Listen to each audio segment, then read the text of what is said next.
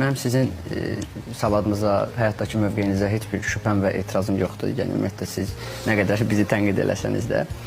Amma o da həqiqətdir ki, bir çox həqiqətləriniz sizin üçün olan həqiqətlər mənim üçün və mənim həmkarlarım üçün də həqiqət deyil. Bir məsələ ondadır ki, bizi tənqid edən adamlar əksərən fikirləşirlər ki, sanki xalqı bizdən çox istəyirlər. Bunların millətə daha çox canı yanır. Biz heç kimik, biz cəmaatı fikirləşmirik. Elə deyil. Mən də Azərbaycanımı, xalqımı çox sevirəm. Qonşularımdan başlayır mənim üçün Azərbaycan, evimin qapısından başlayır, ta o biri tərəfə qədər gedir. Məsələ yenə bunda deyil. Bizə deyirsiniz ki, sizdə aqressiya var və s. və baxır, razıyam, olur toyda aqressiya. Bir nəfər mənim növbəmi kəsir, söz demək istəyirəm, o biri də kəsir, üçüncü də kəsir. Dördüncüdə mən səsimi qaldırmaq məcburiyyətində qaldım. Çox pis görüntüdür. Hətta bir dənə toy olmuşdu. Daha geçmədi ki, Kərim, bilirsən də o biabırçı meyxanadır. O belə də dedi elə. Mən burada da dostumdur. Hətta bilirsən də o falan toy var, o baxdım ona. O biabırçıdır, o elə sənət olmur. Öz aramızda mənə dedi və haqlı idi. Doğrudan da mən orada emosiyalarımı şey edirdim. Pis nümunə idi.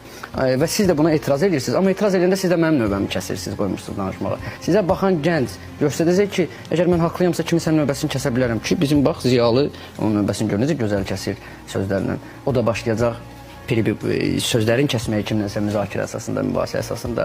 Biz sizə diqqətlə qulaq asırıq, bütün fikirlərinizi hörmət edirik, amma siz bizlə müzakirəyə getmirsiniz. Biz deyirik, siz başqa yerə gedirsiniz. Biz cavab verməyə çalışırıq, siz başqa yerə gedirsiniz. Biz sözünüzü kəsmirik, sizinlə razılaşmırıq bəzi məqamlarda sadəcə. Amma gözləmək lazımdır. Mən də sizlə razılaşmayanda axıra qədər gözləyirəm, sonra cavab verirəm. Siz də məni gözləyə bilərsiniz.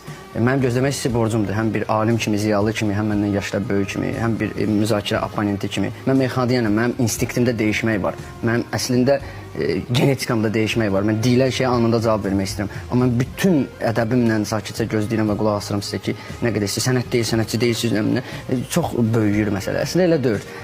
Mən də istəyirəm gənclər yaxşı şeyə qulaq assın. Yəni nəyə istəyirsiniz and içim ki, mən doğrudan təklikdə qalanda istəyirəm ki, hər şey yaxşı olsun. YouTube trendləri tək meyxanadan yox, başqa şeylər də var ki, YouTube trendinə düşür, pis də olar. Mən bunu bütün səmimiyyətimlə bilirəm, bütün belə şəxsiyyətimlə deyirəm. Mənim dostlarım da bilir. Mən necə üzülürəm ona. Otururam, bəzən oturuq bir yerdə çay içəndə danışıram ki, ilahi buna necə baxırsınız siz? Bu niyə 1 milyondur? Mənim ürəyim partlayır. Mən də istəyirəm yaxşı şeyə baxsınlar. Mən də istəyirəm ki, mən bir nəfər Facebookda vergülü düz yerində olan mesaj yazanda mən sevinirəm ona cavab yazanda ki, ilahi sənə qurban olum, necə düz yazıb bu?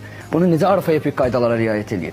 Bu necə Kərimdən sonra vergül qoyub? Kərim yazıb müraciət edib vergül qoyub. Bu mənim özümün, mən ziyalı ailəsinə, mənim ürəyim partlayır. Mən bu günləri Facebookda elə adamlara şair deyilir ki, vallah o gələndə, yəni bir şair kimi ona tərəf qapı açıb bağlamağa layiq adamdır. Bəlkə şəxsiyyət olaraq məndən də yaxşı adam. Kütləvi sorun deyil, bilsinlər o heç nə. Bizi də o şey eləyir. Bax mən gedirəm toya, mən toydayam, istəyirəm ki, bir şey deyim.